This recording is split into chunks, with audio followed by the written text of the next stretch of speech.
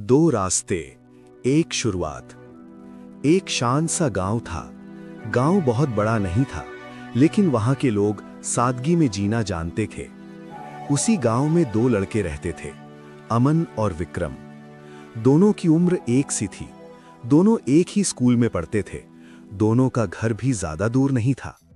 अगर कोई बाहर से देखता तो कहता, इन दोनों में कोई फर्क नहीं है। लेकिन फर्क था। फर्क उनकी सोच में था। अमन की दुनिया। अमन बहुत ज्यादा बोलने वाला नहीं था। वो ज्यादा दिखावा भी नहीं करता था।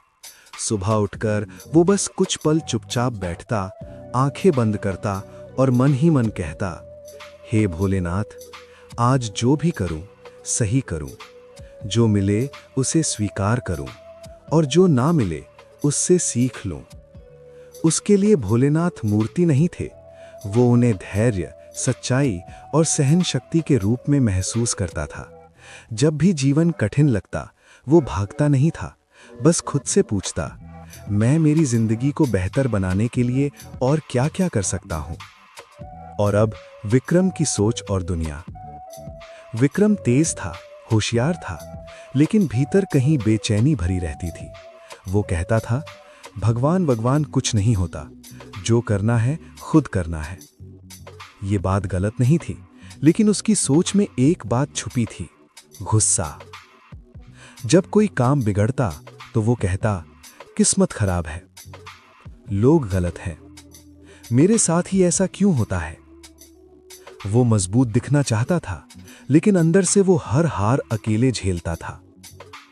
एक साल बोर्ड परीक्षा आई। दोनों ने मेहनत की, दोनों को उम्मीद थी, लेकिन परिणाम आया और दोनों असफल हो गए। यहीं से कहानी ने असली मोड़ लिया। असफलता का पहला दिन। अमन रिजल्ट देखकर कुछ देर शांत रहा। उसकी आंखें नम थीं, लेकिन मन में शोर नहीं था। उसने घर आकर बस इतना कहा, शायद मेरी तैयारी अधूरी थी। उस रात उसने कोई शिकायत नहीं की। वो बस चुपचाप बैठा रहा और खुद से बोला, भोलेनाथ, अब और मेहनत करनी है। और विक्रम का हाल अलग था। उसने रिजल्ट देखा और गुस्से से मोबाइल फेंक दिया।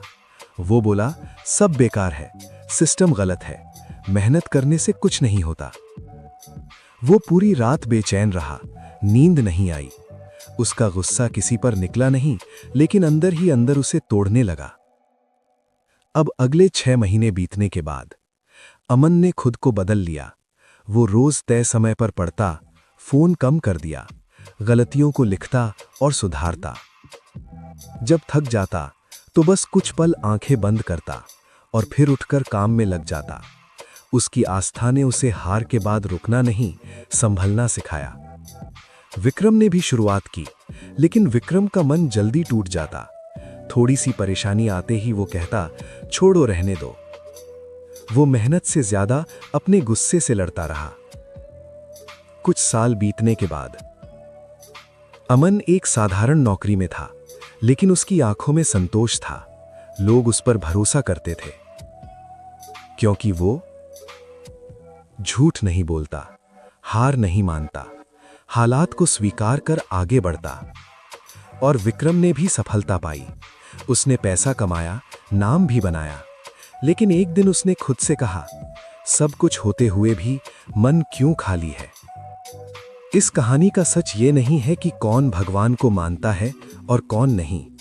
इस कहानी का सच ये है कि इंसान मुश्किल समय में अपने भीतर क्या जगाता है। अमन जब टूटा तो उसने अपने भीतर धैर्य जगाया। जब हालात उसके खिलाफ गए तो उसने स्वीकार करना सीखा। और जब रास्ता कठिन हुआ तो उसने खुद को बेहतर बनाना चुना। उसकी आस्था ने उसे कमजोर नहीं बनाया, बल्कि उसे ये सिखाया कि हर हाल में संयम और कर्म जरूरी है। विक्रम ने भगवान को नहीं माना, ये उसकी कमी नहीं थी, लेकिन जब जीवन ने उसे झकझोरा तो उसने अपने भीतर गुस्सा, अहंकार और अकेलापन भर लिया। उसने खुद को संभालने के बजाय दुनिया से लड़ना चुना, और यहीं वो थक गया। भोलेनाथ को मानना किसी डर से झुकना नहीं होता। ये इंसान को कमजोर नहीं बनाता, बल्कि उसे भीतर से मजबूत करता है। भोलेनाथ की आस्था इंसान को ये सिखाती है कि जीवन की कठिनाइयों से भागा नहीं जाता, बल्कि उन्हें समझदारी और धैर्य के साथ पार किया जाता है। ये आस्था मन को संयम देती है ताकि गुस्से में गलत निर्णय न लिए जाएं और हर परिस्थिति में सही कर्म का रास्ता चुना जाए। जब जीवन में असफलता आती है, तब भोलेनाथ की सीख इंसान को टूटने नहीं देती, और जब सफलता मिलती है, तब वही सीख उसे घमंड से बचाती है। भोलेनाथ को मानने का अर्थ सब कुछ ईश्वर पर छोड़ देना नहीं है, बल्कि ये समझना है कि कर्म करना हमारा दायित्व है और सही दिशा में चलने की शक्ति आस्था से मिलती है। जो इंसान हर ठोकर के बाद खुद को संभाल लेता है, हर हार से सीख लेता है और हर जीत में विनम्र बना रहता है, वही इंसान भोलेनाथ की सीख को अपने जीवन में उतार पाता है। भोलेनाथ किसी को इनाम नहीं देते, भोलेनाथ इंसान को जीवन के लिए तैयार करते हैं, और जो इंसान हर कठिनाई के बाद खुद को थोड़ा बेहतर बना ले, वही जीवन की सबसे बड़ी पूजा कर लेता है। इस चैनल को लाइक करें, सब्सक्राइब करें और बेल आइकन को दबाएं।